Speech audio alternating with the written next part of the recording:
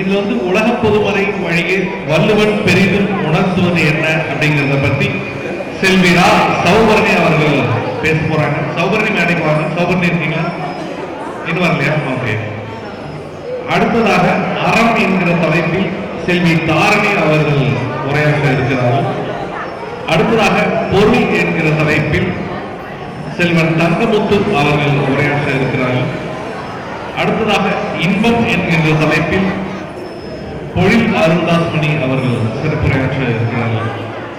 எப்போதுமே ஒரு கவி அரங்கத்தை போலவே சொல் அரங்கத்திற்கும் மிகப்பெரிய ஒரு சிறப்பு உண்டு.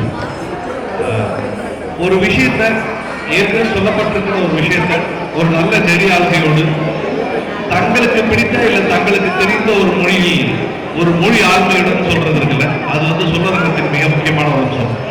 அந்த விதத்துல இன்றைய இந்த சொல்லரங்கத்தை உங்கள் முன் துவக்கி வைப்பதில் மிக மிக மகிழ்ச்சி.